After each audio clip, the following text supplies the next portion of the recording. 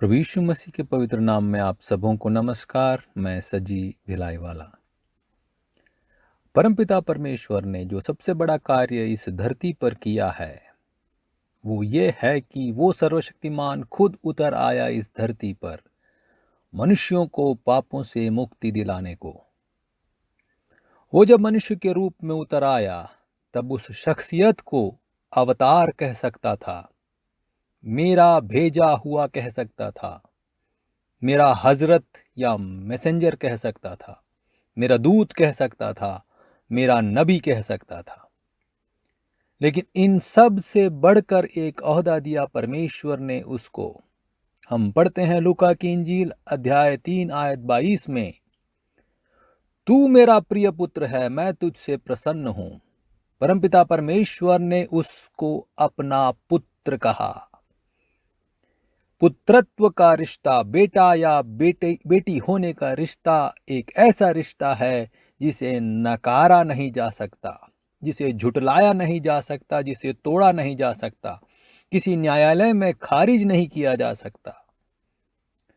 बाप बेटे को संपत्ति से बेदखल कर सकता है पर पुत्रत्व से नहीं। यहां तक कि एडॉप्टेड चिल्ड्रन के लिए यानी गोद लिए हुए बच्चों के लिए भी यह लागू होता है। जो पुत्र है वो पुत्र रहेगा। आदम के पाप के कारण मनुष्य ने परमेश्वर के साथ अपना संबंध खो दिया, वो पापी हो गया। मनुष्य इस लायक नहीं रहा कि वो परमेश्वर के सामने आ सके।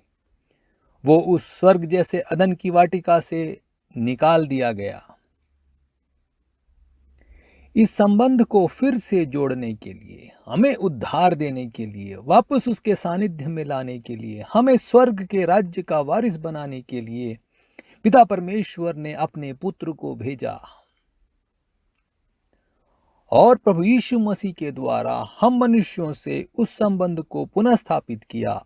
तब उस संबंध को भी उसने यही नाम दिया।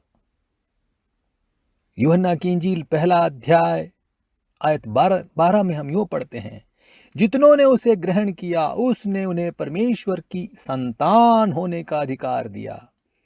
जब हम प्रभु यीशु मसीह को अपना उद्धारकर्ता मानकर उसे अपने हृदय में ग्रहण करते हैं तब हम पुत्र बन जाते हैं, संतान हो जाते हैं परमेश्वर की, सर्वशक्तिमान के बेटे या बेटी बन जाते हैं। ये एक बड़ा अधिकार है, एक ऐसा अधिकार है जो बेदखल नहीं हो सकता।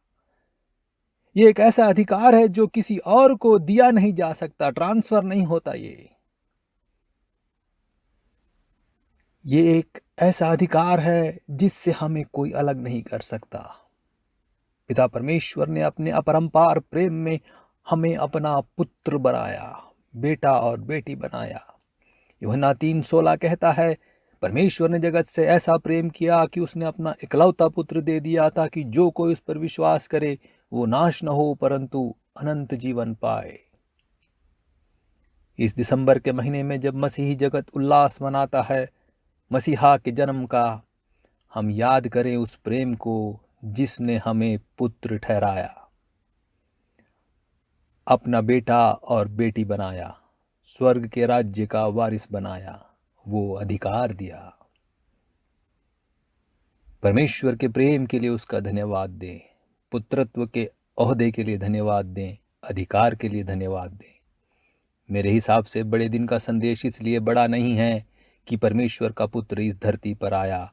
बड़े दिन का संदेश इसलिए बड़ा है क्योंकि उस पुत्र के आने से मैं और आप परमेश्वर के बेटे और बेटी बन गए। आमीन।